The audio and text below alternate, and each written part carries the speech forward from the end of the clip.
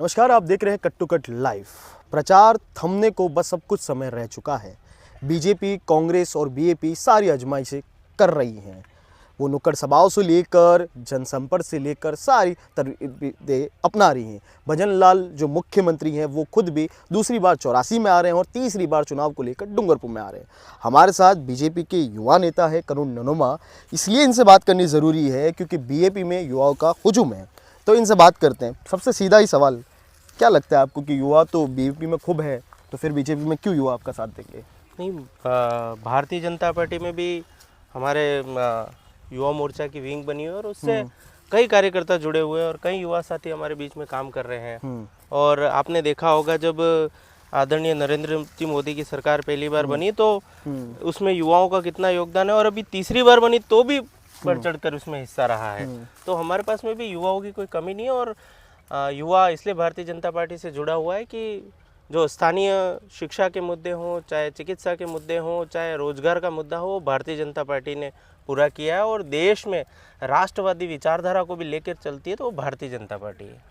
तो फिर ये जो बीजेपी में जो युवा है ये बात कहती, तो बीजेपी में युवा गए कैसे?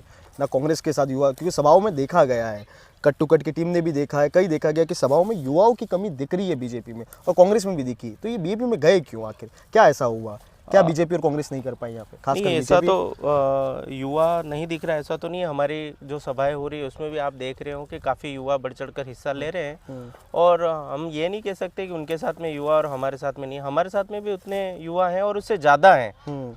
और रही बात ये कि इस क्षेत्र में जो भी युवा है वो जान चुका है कि कौन विकास करता है और कौन किसके साथ हमें रहना चाहिए।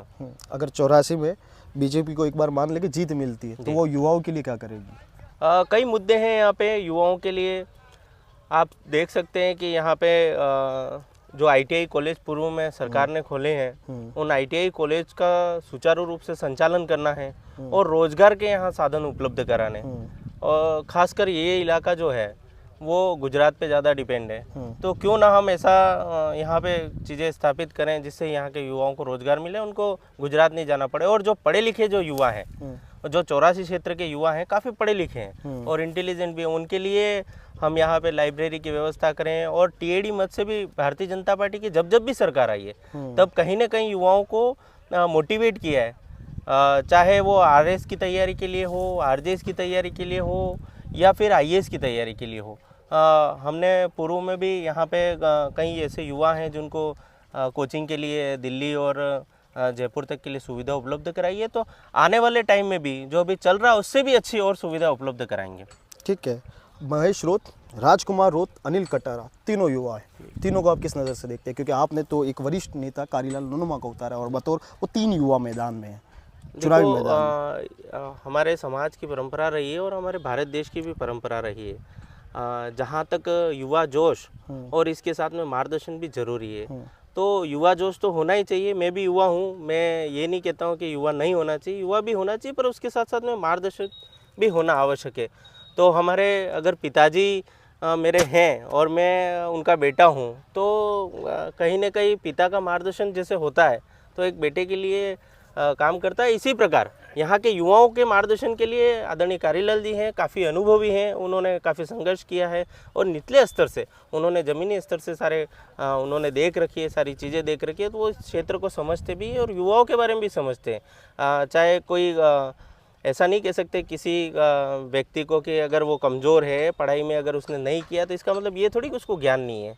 आज हमने देखा होगा देश में कई ऐसे हमारे मुख्यमंत्री महेश रोत पे और राजकुमार रोत पे और इन कटारा पे है, वो भी तो युवा है, उनको किस नज़र से देखते हैं? क्या वो यहाँ के युवाओं की आवाज़ नहीं उठा पाएंगे? वो उनके क्षेत्र में उठाए आवाज़, और हम तो कहते हैं कि आवाज़ उठानी चाहिए। मैं भी आज हूँ, किसी चीज़ का अगर सामाजिक कोई मुद्दा है या किसी प्रकार की है तो हम भी उठाते हैं, पर युवाओं को गुमराह करके और आप उनको हुजूम बना के और ये कह रहे हो कि ये युवा ऐसे काम करेंगे, ये करेंगे, हम तो युवा हैं, और आप जाके कहीं और जाके समझौते कर लेते हो। सरकार जब गिर रही है तब आप देखते हो कि किस प्रकार नौटंकी से चल रही है, और सारी चीज़ें यहाँ का युवा जान चुका है।